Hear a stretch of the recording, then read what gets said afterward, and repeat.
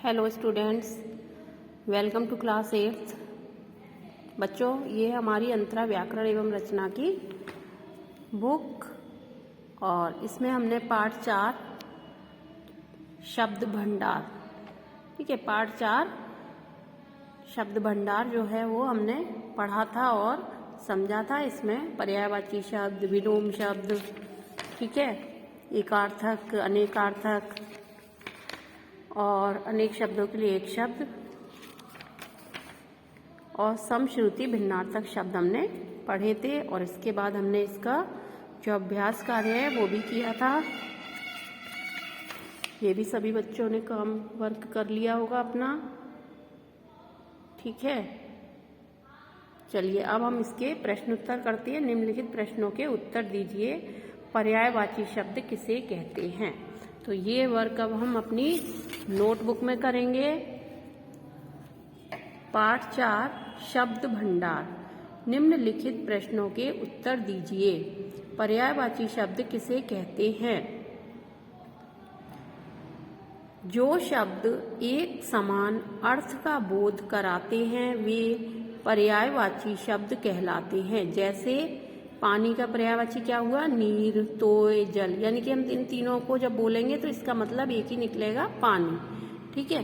तो जो शब्द एक समान अर्थ का बोध कराते हैं वे पर्यायवाची शब्द कहलाते हैं।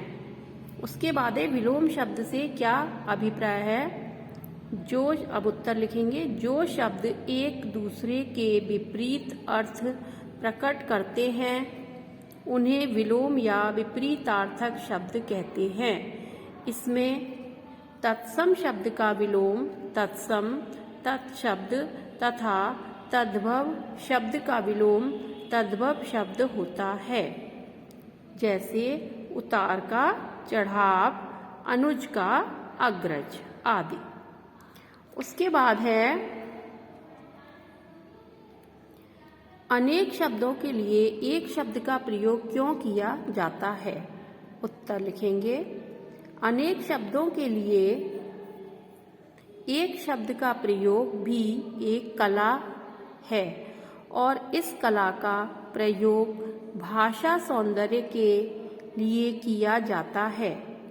जैसे जिसका कोई अर्थ ना हो निरर्थक, जो ईश्वर को मानता हो आस्तिक। उसके बाद है हमारा प्रश्न 4 समश्रुति भिन्नार्थक शब्द किसे कहते हैं? उत्तर, जो शब्द सुनने और पढ़ने में समान लगे परंतु अर्थ की दृष्टि से भिन्न हो उन्हें समश्रुति भिन्नार्थक शब्द कहते हैं। जैसे अन्न और अन्य, ठीक है, बोलने में एक से लग रहे हैं लेकिन इनका जो अर्थ है वो अलग अलग होगा। जैसे अन्न यानी कि अनाज और अन्य मतलब दूसरा। उसके बाद यहाँ पर कुछ शब्द दिए हैं, आपको इनके 3-3 पर्यायवाची लिखने हैं, ठीक है। निम्नलिखित शब्दों के 3-3 पर्यायवाची शब्द लिखिए, ठीक है। ये शब्द दिया है, शब्द दिए हुए हैं, इनके आपको 3-3 पर्यायवाची लिखने हैं। जैसे घर, अश्व, अनुपम, अग्नि, इच्छा, कमल, धन, तालाब, चांद, अंग, उपवन, आकाश, पानी, अमृत, कपड़ा। इन सभी शब्दों के आपको यहाँ पर 3-3 पर्यायवाची शब्द लिखने हैं और पार्ट 4 हमारा जो है वो कंप्लीट हो जाएगा इसके साथ ही।